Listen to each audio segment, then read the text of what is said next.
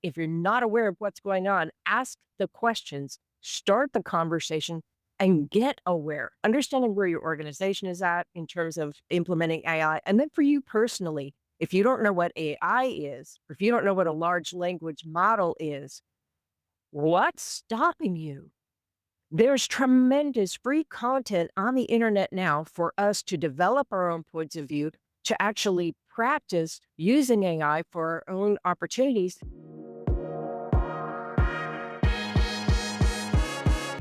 Hello, and welcome to the Future Proof HR podcast, where we explore how forward thinking HR leaders are preparing for disruption and redefining what it means to lead people in a changing world. I'm your host, Thomas Kunjappu, CEO of Cleary.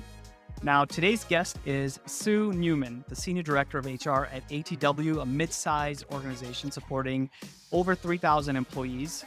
Sue oversees both HR technology as well as learning and development. And in a time of mounting pressure to keep up with technological change, Sue is not just adapting, she's actively enabling others to do the same throughout the organization, from helping late adopters of technology find their footing with AI to experimenting with her own daily workflows.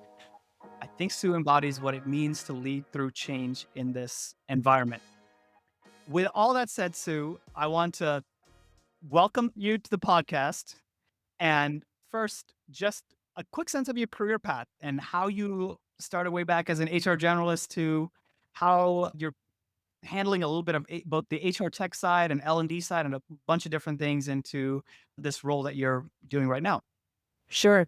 I started out in human resources through an opportunity in the private sector working for an organization that was very engineering centric, which afforded me a chance to develop my HR skills and knowledge in a very linear way, through supporting an engineering organization after 10 years of working as an HR generalist and then a short period of time as a supervisor, basically proving the concepts to myself. Everything I was instructing these managers, did it work? And the answer for myself was, yeah, actually it worked. Went from private sector, spent a couple of years in the public sector as a payroll and personnel manager back in the day when those were the titles. And then had a rich opportunity, 14 years with a growing organization, again, private sector, that took me from being an HR manager in one state to an HR manager over a couple of states, HR director, moving into a regional HR director role, then transferring into a corporate HR role where I was serving as the generalist for several corporate teams, supporting our CIO, CFO, and a couple of other important folks. But that opportunity was a lower number of active headcount that provided me bandwidth to support HR technology implementation. So I had this beautiful chance not only to play the HR generalist role, which is really the bread and butter of most HR professionals, but also learning how to select and then implement HR technology to improve the lives of day-to-day HR folks. So not just playing the HR generalist role, but also helping the HR generalist working around me. From there, I had a chance to move into a full HR transformation role, which included breaking down and releasing some old practices, old processes, first understanding from our HR generalists, boots on the ground, what are they doing and why are they doing it? Giving them permission to stop doing some of the old activities, replacing those with automated solutions that freed them up to do more of what only HR people can do, and that is building and sustaining great relationships, having these in-person conversations. So my time doing that HR transformation work was exciting. Then I had a chance to partner with Deloitte on the implementation of SAP SuccessFactors as a holistic solution, replacing a bunch of patchwork HR tech solutions that we had. All of that goes to say that, boy, I really have a deep passion and commitment to helping improve the lives of HR professionals so that this beautiful body of HR professionals can again focus on building and sustaining great relationships with the people in the organizations where we work. Sue, we were both looking at this article talking about how the age of AI layoffs is already here. The reckoning is just beginning. The subtitle is that job cuts are hitting knowledge workers from entry level to management, from tech forward companies to the more staid corners of corporate America.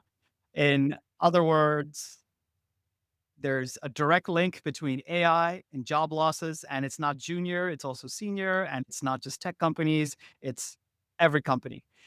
What are your initial reactions to these kind of attention grabbing headlines? I'll tell you, my first response after reading the article was feels a little bit clickbaity. There's certainly something to be said about those authors who give voice and give space to the worst of our fears when it comes to evolving emerging technology trends. Having said that, I personally am an eternal optimist.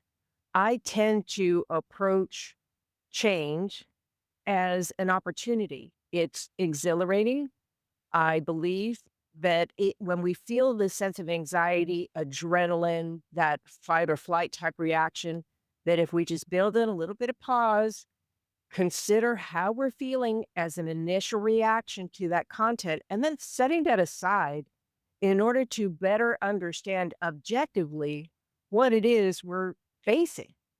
When we give ourselves that initial room to react and then set it aside and then more carefully consider what we're facing, I think we open up a chance for opportunities, a chance for positivity, a chance for seizing control of our own future. And that's where I hope our listeners to this podcast will acknowledge our humanity and then believe in ourselves and assume responsibility for driving a positive future instead of the sky is falling reactionary, oh my gosh, what's going to happen? Even in the article that you shared, if you take the time to read past those initial reactions, I think there are some good case studies in there about how people comprehended their own reaction, which in some cases included being laid off and then breathing, stepping forward, taking control. I think all of us has an opportunity to do that.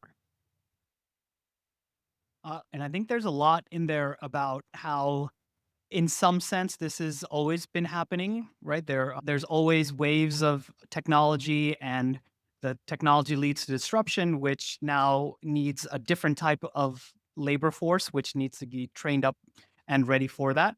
But what feels different for sure, and it's being highlighted there, is that a lot of us knowledge workers have been a little bit inured to this kind of rapid disruption, right? So in all types of blue collar jobs, whether it's like manufacturing, workflows, automation, offshoring has been happening for years and years. In this way, it's almost impacting a different class of folks that hadn't really thought about this. And in one way, I think about it as it's putting us all in some kind of way as humanity across class and type of work in like a similar kind of setting.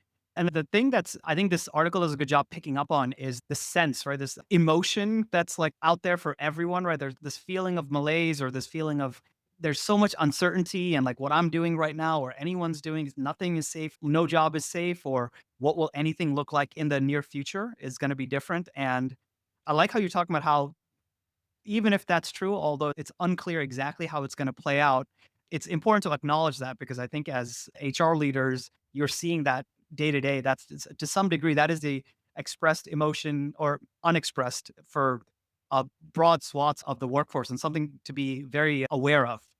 Yes, and good great HR leaders. I think one of our callings to the profession is our ability to be empathetic, to have the real skills of sitting beside someone, recognizing where they're at mentally, physically, emotionally, and being a healthy bridge. I would encourage all of us, become aware of what's happening within your own organization. I would certainly suggest that if your organization is at a stage where you're entertaining AI, or you've already got some pockets of employees who are utilizing AI, or even perhaps are further ahead of in that life cycle of understanding development adoption and therefore impacts to your workforce with respect to AI, you want to understand that. If you're not aware of what's going on, ask the questions, start the conversation, and get aware, understanding where your organization is at in terms of implementing AI. And then for you personally, if you don't know what AI is, or if you don't know what a large language model is, what's stopping you? There's tremendous free content on the internet now for us to develop our own points of view, to actually practice using AI for our own opportunities. And as a result, being a little, if not a lot more informed when these things do hit, because it's here. My analogy for AI is like candles and electricity. I've actually heard a couple of folks say, oh, AI, we're not ready for it. Whether you're ready or not, it's here. If you want to keep reading by candlelight, that's your choice. But there's a light switch right here. If you're not turning on the light switch and understanding what that can do for you, then you're going to be left behind. Develop a point of view, do your research for yourself, get your bearings with respect to your organization, and prepare. And the article does talk a little bit about, while this is the overarching sentiment often of just this uncertainty, which can lead to negativity, the companies that are openly having the discussions about this, you suggest that this is really impacting you, and don't put your head in the sand and think about ways you can experiment and get into it. Those are the ones that go from that initial like vague state of grief to some kind of like particular action and actually find momentum and success as we go forward. This has been a fantastic conversation so far. If you haven't already done so, make sure to join our community. We're building a network of the most forward thinking HR and people operations professionals who are defining the future. I will personally be sharing news and ideas around how we can all thrive in the age of AI. You can find it at gocleary.com/Cleary-community. Now back to the show. I want to talk about a specific story you were telling me before this call about. You had a late adopter of AI technology on the broader team that you helped them understand and leverage this a little bit. And maybe it's somewhere between performance management and learning and development to even just a psychological alignment towards new technology, which I think there might be some broader lessons for everyone out there. But could you tell me a bit more about that story? I'm happy to share. It was an interesting circumstance that the particular group that I was describing to you. We have an individual employee who is one of the older workers. I don't mean that in a demeaning way. I just am not good at reciting off the top of my head all of the different labels that we've attached to our various generations of workforce. So we know we have the silent generation, baby boomers, then we have all the Gen letters X, from millennials, Gen X, Y, Gen Z, Z. millennials, all of those, right, stacking on top of each other. And for a variety of reasons, many of us are supporting a significant bandwidth of ages within our active workforce. So understanding that we're talking about some people who remember typewriters, who remember landlines, who remember the implementation of mobile phones, cell phones, and everything in between. Some of those individuals, many, I would suggest, are still in small town USA, and they may not have evolved at the pace at the same pace as some of us, many of us who are in these larger metroplex who have had the opportunity and the need to adopt technology and make it a part of our daily lives. One of these individuals is someone who really is not as comfortable firing off emails the way you and I might be. And yet her current responsibilities require that capability. How do I create a healthy blend between your skills to start keeping up with what we require? Oh, and I want to help you. I want to provide you with some new tools and resources. And this great new tool that you actually have access to is called AI. In our particular setting, it was the Microsoft Copilot. It's this little tiny icon that lives on the side of her search bar on her browser.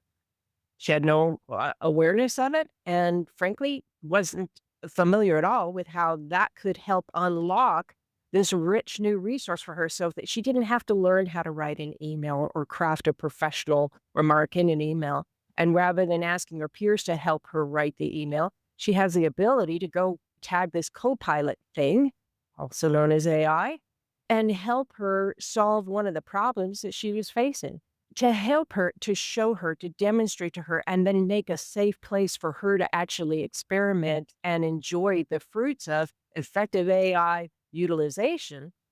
It was exciting. It had the added benefit of showing everyone else on the team who had come to me saying, "Oh my gosh, Sue, we're hearing about this thing called AI. Am I gonna lose my job? Am I at risk here?" And for that particular group, they're one of the groups whose professional skill set has been highlighted in some of these recent doomsday articles about, "Hey, AI is gonna take your job." Frankly, I hadn't researched that until the team brought the concern to my attention. So the combination of having an individual who is close to, if not already eligible for retirement and for personal reasons needs to remain actively employed. She's struggling with a particular capability, proof of concept, giving her a chance to apply AI to solve a real skills gap, which, let's be clear, at a certain point, some people just aren't interested in learning anything new. If we can give them a quick fix and keep them actively employed because that's what they choose to do while not having to invest some significant amount of money in upskilling that may or may not take, I can give her a quick fix. I want to do that. And AI provides that. In addition, here we have someone who is a late adopter or maybe a never adopter potentially, working amongst others who are fearful about how AI is going to take their jobs. And she becomes a real life case study in how, rather than taking away your job, it actually may create an opportunity for you to retain your job.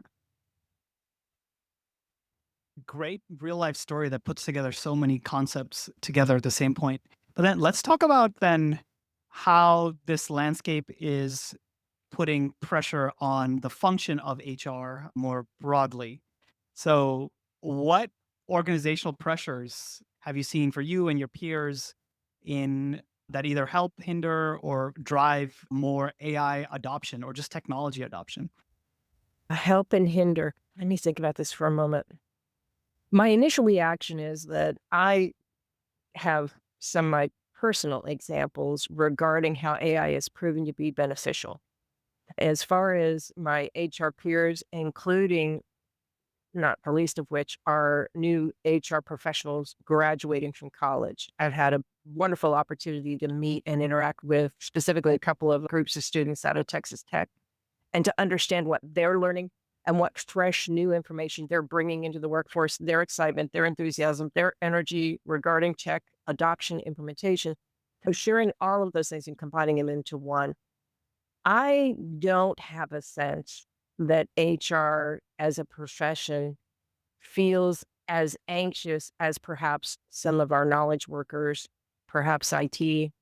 And frankly, I'm not even for the IT professionals that I have an opportunity to interact with on a frequent basis, they're not waving any kind of red flags around being fearful about losing their jobs. Wherever that's happening, it's not with people that I'm regularly interacting with. Instead, what I've had a joyful opportunity to do is discuss one of my personal passions, people analytics, and questioning myself regarding what skills I need to be developing and implementing so that I can stay employable. I can own my own growth and trajectory for the next, I don't know, 10, 15, 20 years because I love what I'm doing.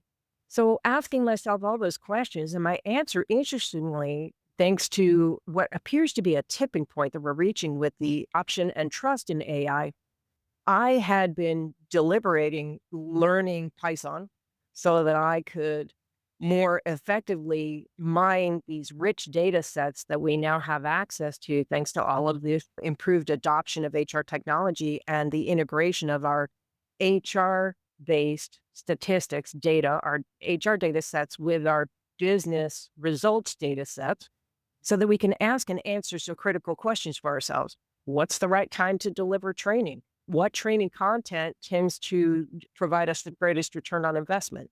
What channels of training provide the greatest return on investment? And so, good questions and sometimes great questions, employee engagement related questions. The data is there. How do we grab and utilize it? Oh, and by the way, I'm an HR professional. I didn't really explore statistics to any great depths because I kind of like the social science aspects of it. But I now realize and appreciate that we've got these rich data sets, and any good or great behavioral scientist is also going to be good at mining data, understanding the fundamentals of statistics. So, to bring it all home here, AI has helped me more effectively close my own skills gap so that I can leverage that data I know a good and effective approach without completing a full 3 credit hour, 4-month course in a traditional learning environment. And I can deliver results back to my organization that's meaningful, relevant, just in time to drive effective interventions that get us where we want to go. And in one particular case, it was about employee engagement. So, how do I take my employee engagement data? How do I apply the right statistical analysis techniques to identify the highest leverage questions that are going to improve employee engagement in the long run? And it was AI that helped me get there. So there's a case where your own personal learning and development happened through where you leverage AI to gain new skill sets, which you may have relied on consultants or partners or other orgs if the folks existed, but you figured out a way to do that. But also, you mentioned it was a little bit more self driven, right? And it wasn't like a top down course or that you decided to take for over getting credits. I summarize it that way because I wanted to use that to pivot to talk about where L&D is headed in general. So if you're just thinking about the skilling and the responsibility of HR to help with that for the broader workforce, how do you think the whole world of L&D and what good looks like in delivery of these opportunities to a workforce, how does that change? What I believe is that with the effective utilization of AI, the sky's the limit. We have new opportunities thanks to AI and also that beautiful human knowledge interaction, ethical interaction with AI and application of AI. We have the ability to multiply our productivity. Specific example, as a learning and development team of one with respect to many aspects of the training that we're creating and delivering, I'm not a production expert. I do have an opportunity to create custom content that uniquely satisfies the needs of the business groups that I'm supporting. And I'm a team of one. So utilizing AI has afforded me a chance to create good quality content that is customized to meet my audience's needs without consuming all of my day, without consuming all of my week. I'm able to relatively quickly create the content, produce it in a manner that is professional in appearance, get it published to our L&D platform, and then move on to the many other hats that I wear. And so to be able to lather, rinse, repeat that every month is helping drive the business results that the organization I support needs without costing us such an exorbitant amount that it becomes impractical. It's really not costing me anything to produce these content high volume, again, with the help and support and intervention of AI. One aspect I haven't tried yet, but it's on my short list, is having AI create for me an avatar and to actually voice the content that I want in the training. Right now, I'm doing live video capture. Going forward, I'm looking forward to having AI do that for me so that if one or two elements of my recording don't go quite right, I can quickly re-record and we're on. I've published and I'm moving on to whatever's next on my plate. And then how about from an employee or a frontline employee perspective or even a manager perspective? Like how do you think the L&D experience would change? Because you talked about like your workflows and the ability for you to deliver training at higher scale than before. And what about on the receiving side or how you learn? Are you imagining it would be more or less the same kinds of demand from employees, or is that going to shift as well? I don't have an opinion on that yet. Stand by. I'm excited to get introduced to what many of our vendor partners and their competitors that want our business. I'm excited to see how they're applying AI to help improve the products and the services that they're asking me to buy. Right now, I've been too concerned with just keeping my own work moving forward at a pace that's sustainable.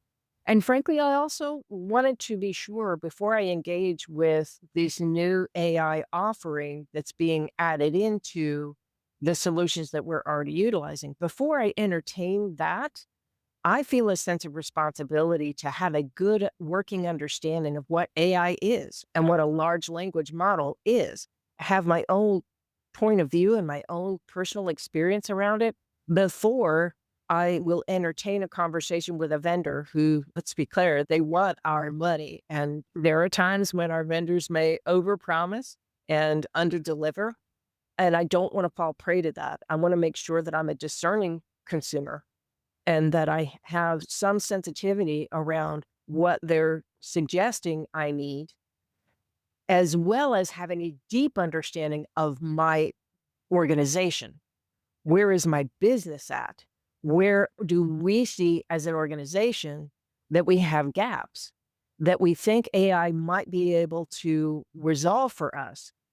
So to really have that deep understanding of my organization, our current state, our needs against what our vendor providers and those that are calling on us trying to earn our business, what are they offering? It's critically important for me to make sure that if my organization is still at an early adoption stage and the gaps are down here, but I have somebody trying to sell me technology that's going to solve this other problem, that's not where I need to be.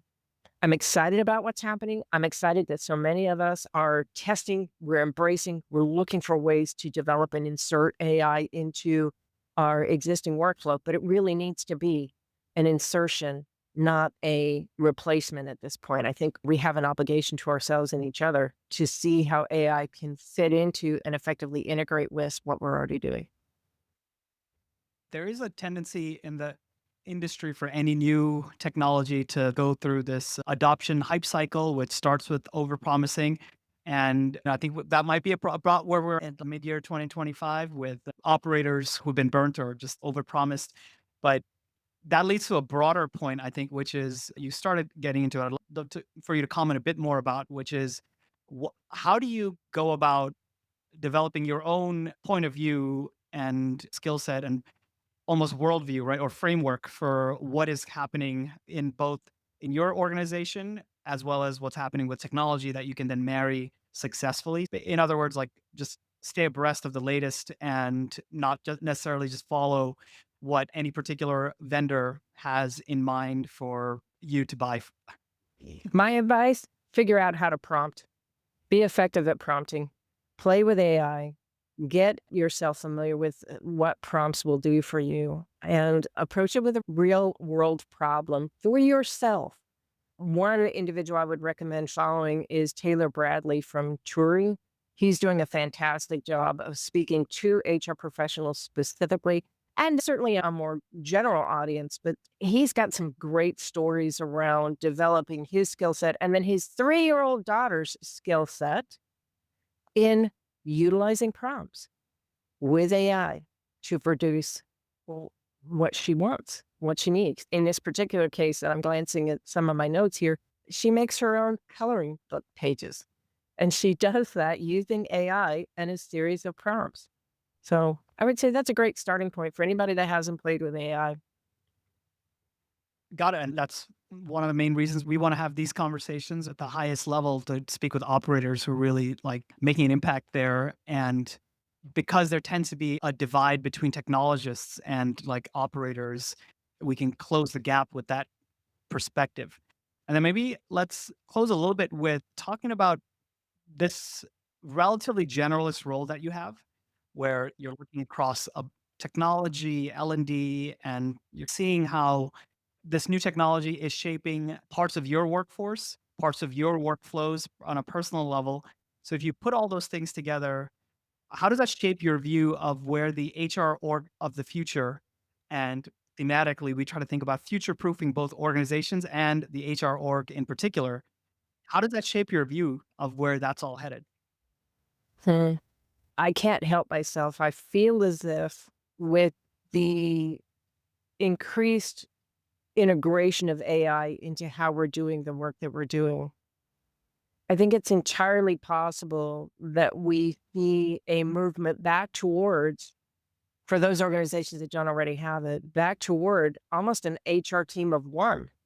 And that could be more real and more sustainable than what we've seen in the past. There's certainly some great history related to the ideal number of active employees to HR professional. And that number I've seen range from as little as maybe 150, 200 active employees to one HR professional to as high as 400, 600, even 800. One of the challenges for HR has been, boy, we're just not scalable. It's almost, and this may be an overgeneralization, and I don't mean any discredit at all to those healthcare workers, but if we think about a nurse and a nurse interfacing with a number of patients, because it's a one-to-one interface, it becomes a little more difficult for us to scale up that nursing professional in terms of their growth while they're still doing that critical care, providing that care. In a similar manner, we see HR professionals who they're capped in the number of employees that they can support because of that face-to-face integration. Oh, and by the way, all of this heavy administrative burden.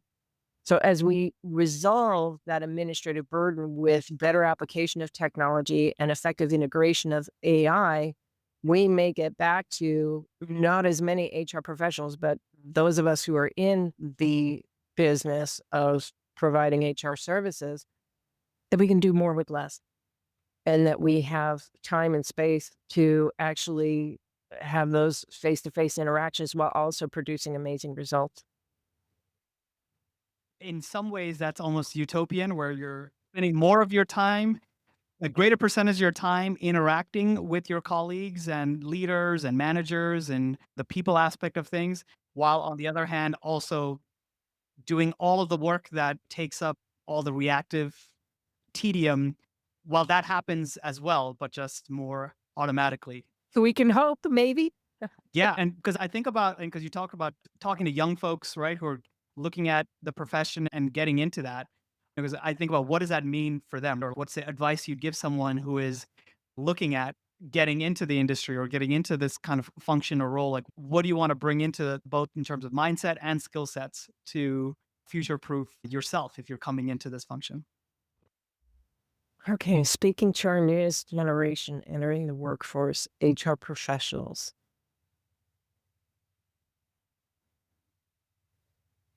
you will never go wrong by investing time and energy understanding the organization where you work, understand their core business, understand where they are in terms of the maturity of the organization, truly know what it is that's paying the bills to keep the lights on. If you can get that figured out, then you're in a much more effective position to understand what the HR technology is doing and what you as an individual professional are doing to help further your organization's mission and goals, getting them moving forward. Understand their core business first, and then work yourself into how you're going to help improve and advance that organization. That's great advice as the organization and HR itself continues to evolve. If folks who are listening wanted to reach out or connect with you, where can people connect with you or follow your thinking as it evolves on all these topics? My only channel at this stage is LinkedIn. Okay, got it. So we have a LinkedIn. We'll have that in the show notes. Thank you so much for joining us today, Sue, to talk about the future of HR. And I love how we've had some discussions, both from a performance and learning and development standpoint, all the way down into helping multi-generational workforce and all the complexities that are there, where you're thinking about the anxiety that's there for about how people can evolve, combining it with just your very empathetic approach to understand and try to meet people where they're at, but also to help people leverage the latest tools in a simple way so that they can actually improve what they're doing day to day. So I love that kind of concept. But I think even more importantly, and I think something that would be amazing to see more and more HR leaders come in and do is just ensure that they are using AI and simple prompting in their day-to-day workflows for literally any problem that they're trying to solve for. And you just will get increased confidence as you continue to use it day by day to understand what the outcomes are or what the outcomes could be for both you personally, your org, as well as for the broader organization, not just in HR. And then I guess lastly, I just wanted to make an observation. I think it's and just underline what you said. So the concept of AI and technology in general can be shaped often by the vendors from a capitalist push perspective of buy this product, buy my product. And the learning that people end up having by default would be, potentially shaped only from that perspective. But this is a pretty all encompassing shift and change that we're in the midst of. And it is really useful to follow different types of sources and not a sole source, right? If you're talking about like vendor management, but just the way you think of learning about AI. So thank you so much for the conversation. I very much enjoyed it. And thanks to everyone out there for listening in. And we'll see you next time at Future Proof HR. Bye now. Thank you, Thomas. Bye. Thanks for joining us on this episode of Future Proof HR. If you like the discussion, make sure you leave us a 5-star review on the platform you're listening to or watching us on. Or share this with a friend or colleague who may find value in the message. See you next time as we keep our pulse on how we can all thrive in the age of AI. Hey, it's Thomas again. One quick question before you go. Are you and your HR team tired of answering the same employee questions again and again in Slack? If yes, our Cleary AI-powered Slack bot is here to help. It takes routine employee requests and answers it automatically while freeing up time for you to take on more important tasks. At the same time, it automatically builds up an HR knowledge base as you go. It's quick to set up, works right in Slack, and you can try it for free. Just head on over to gocleary.com/HR-chatbot to install it. It's again, gocleary.com/HR-chatbot. Thanks again.